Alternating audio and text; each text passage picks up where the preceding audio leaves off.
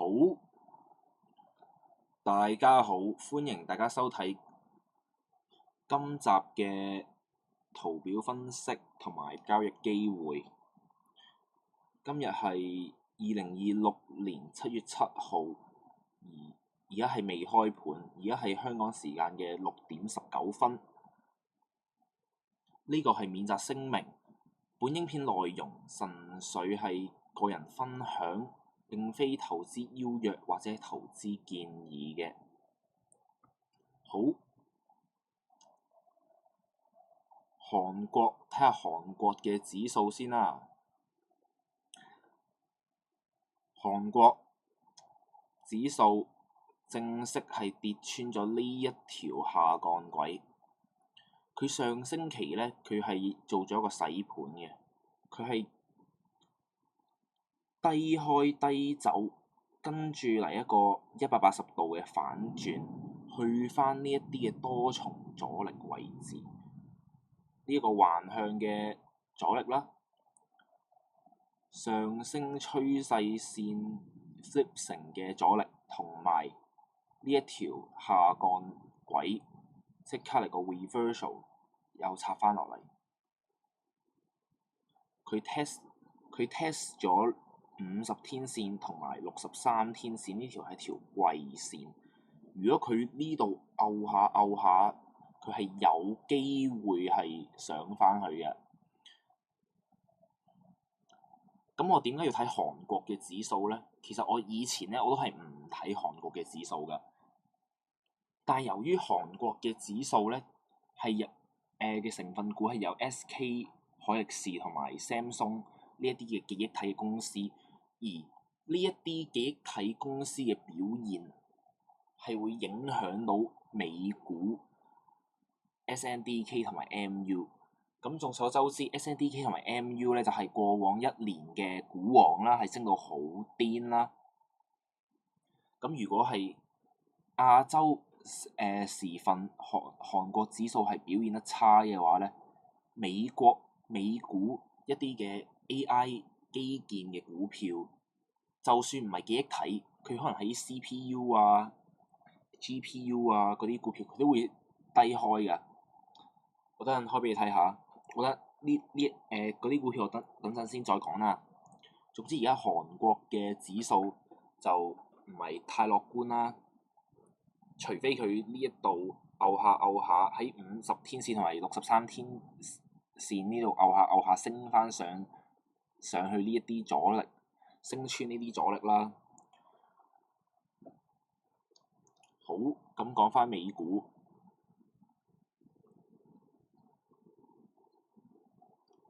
我覺得美股呢就嚟係突破，或者係已經突破完成㗎啦，已經。即係佢轉好啊！佢嗰個嘅形勢，你見佢呢度拗下，佢先度升咗大段之後呢，佢有直做咗一個橫行嘅整理啦。而佢琴日已經係突破咗呢一條嘅下降趨勢線。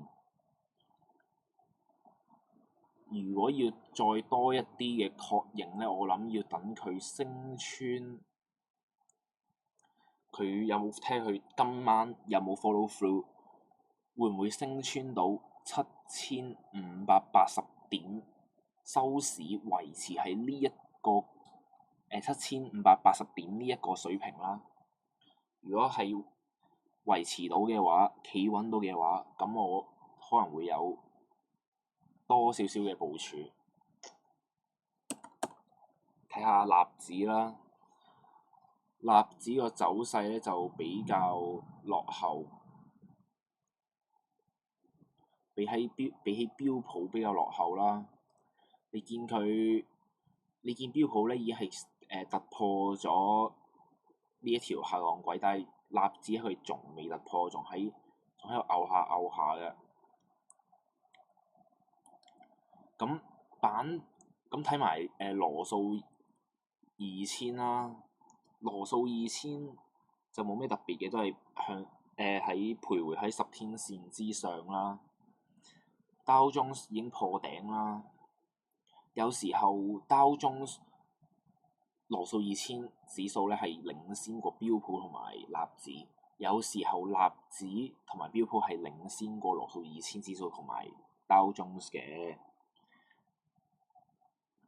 咁我最好嘅情況就係、當然係睇到係標普同埋納指係領先於 Dow Jones 同埋啲羅素2000指數嘅股票啦。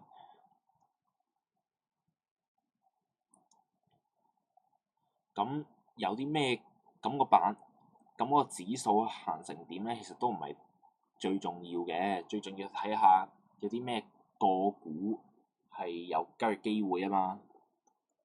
咁我最近咧就留意緊一啲 FinTech 類嘅股票，Dave 呢一隻而家已經唔適合追入㗎啦。不過如果你見佢 Dave 咧，佢發展出一個好大型嘅整固區間，佢一旦突破咗就即刻飆上去，十幾日就已經係40% 嘅利潤。睇下佢會唔會拉回到10天線或者20天線啦，可能會做一個 pullback buy 啦，配合其他嘅支持。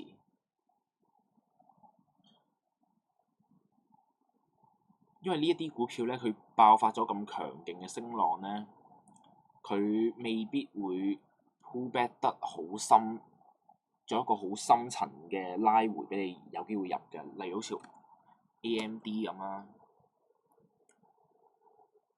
佢升咗浪之後咧，佢一拉回到10天線咧，就係勇敢嘅進場點。如果你呢度唔敢入咧，咁你就之後都好難有機會入翻嘅啦。可能去到呢一啲再後啲更加高嘅位置先有得俾你入啦。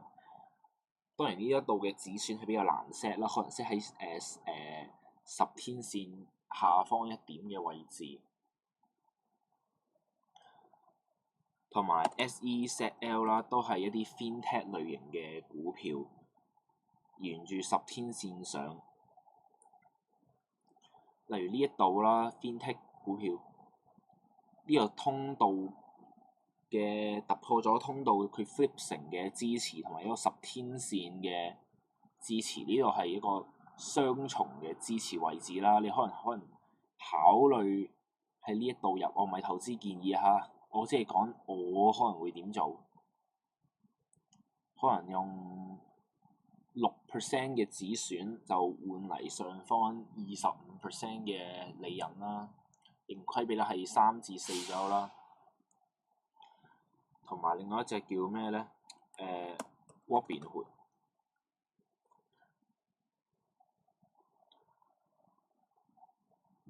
咧就冇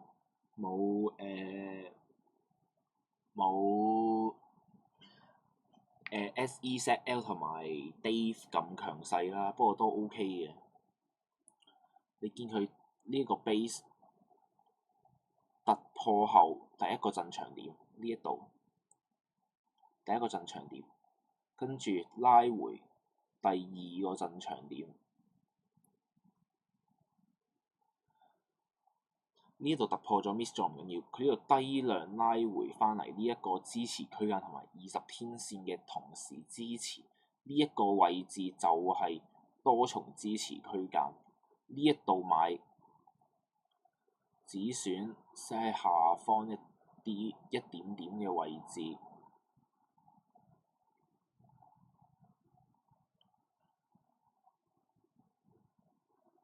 5% 嘅止損換嚟29%、30% 嘅利潤啦，係一筆6R 嘅交易。我係冇吹呢一隻嘅，不過我當時睇漏咗呢一隻，因為當時呢一隻比較弱啊，比起SEZL 同埋 Dave，因為 Dave 同埋 SEZL 咧係不斷連續都係上升啊嘛。好，最近咧就留同埋一啲 CPU 嘅股票咧，我都係留意緊啦。例如最強勢嘅就係 AMD 啦，仍然 hold up 到喺30天線之上。琴晚雖然大盤咧係有少少拉回啦，但你見佢係仍然係收市係企喺尋日最高點之上啦，短期有一個相對強度啦。再睇下第二強勢嘅就係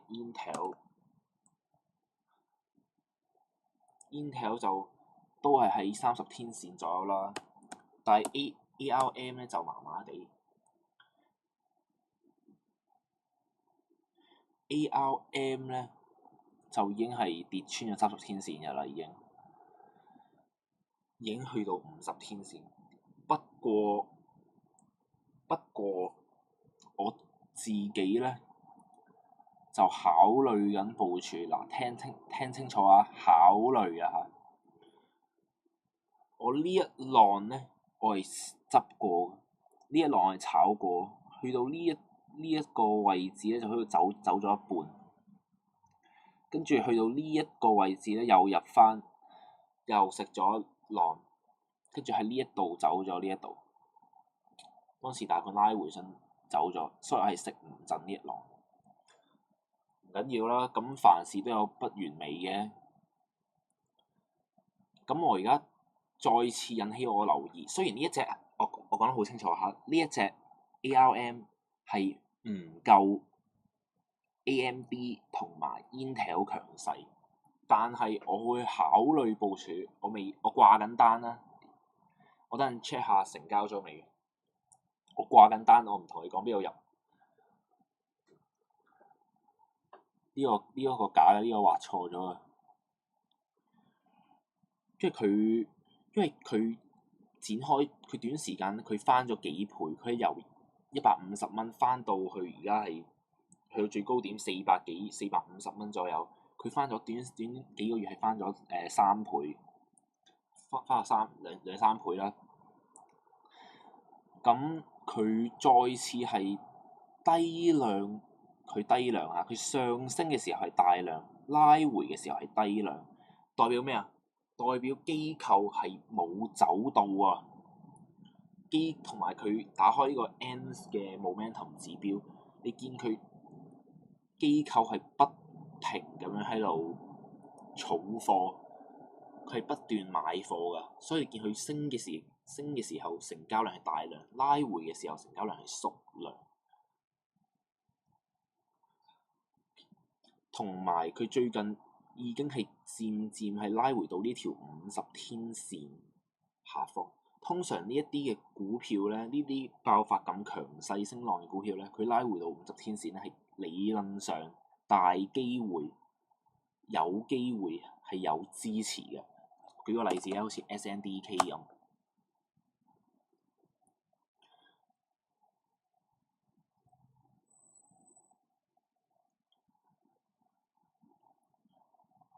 呢一條線50天線，佢升咗咁大浪，佢升咗一段咁強勁嘅升浪之後，佢拉回到50天線係即刻有支持有承接㗎。你因為呢啲係因為50天線係一啲傳統嘅支持，大嘅支持啦。佢一拉回到50天線又有支持，佢一拉回到50天線、63天線都有少少 overshoot 啦。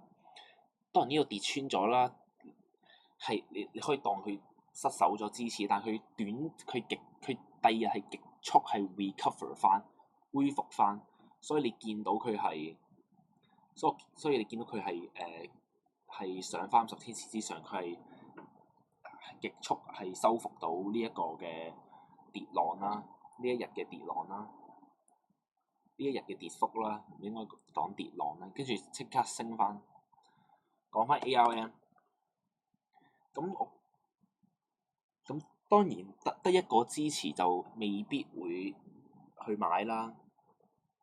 同埋你見到呢個畫圖有少少複雜啊嚇，佢呢一條係50天線，呢個係第一個支持，第二個支持前浪底嘅支持，前浪底支持拉呢個區間齊，第二個支持，第三個支持就係通道嘅支持，呢個通道用呢兩個 high high 同埋呢一個嘅 low 去連成畫嘅一條線。第三個支持，第四個支持咧，呢個係開翻周線圖，就係用一個 measure move 嘅方式去量度嗰個阻力。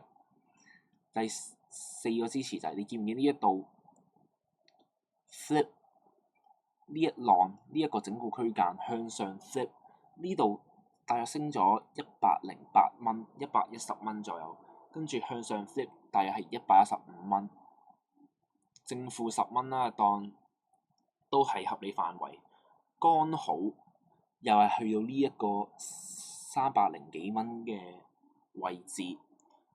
第五個支持周線圖呢兩個浪頂連成嘅趨勢線啱啱好到達呢個位置。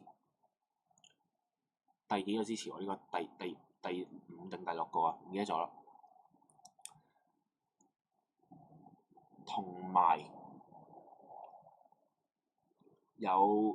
同埋呢一個位置係300蚊嘅 Century Mark， 見唔見到啊？50天線呢一度大約係300蚊嘅 Century Mark， 300蚊通常都有支持，唔係應該咁講，一啲嘅整數通常都有支持。我問你啊，你掛單你唔會掛299噶嘛？你會通常會掛300噶嘛？301，你唔會掛301、302呢啲咁單丁嘅數啊嘛？你會掛300蚊，剛剛好呢一個，即係齊頭數，好似靚仔啲一個數。所以300蚊我估計都會有一個支持，同埋仲有一個支持就係斐波那切嗰個嘅 Fibonacci retracement 係咪啊？0.382呢一度，用呢一浪去計嗰個拉回，大約0.382有一個支持。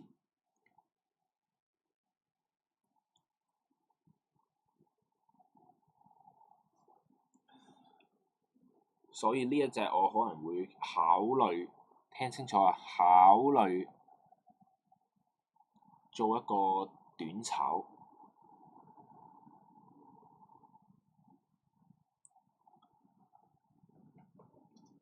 好，仲有一個板塊就係啲網絡安全嘅板塊，例如 CrowdStrike 逆市上升，呢個突破咗呢個 low chip 逆市上升。佢琴日盤中嘅時候咧，佢係一支 bullish engulfing bar， 佢低開嘅，你睇翻5分鐘圖，佢特登低開打穿你嘅止蝕，跟住咬腰頭5分鐘升翻上去，非常強勁嘅 price action。咁你板塊一隻，其中一隻就話好彩啫，但係睇翻其他同板塊佢都係 bullish engulfing。FTNT bullish engulfing 呢支更加好啊，因為佢收市都係支 bullish engulfing。CRWD 咧，佢係 squat 翻落嚟，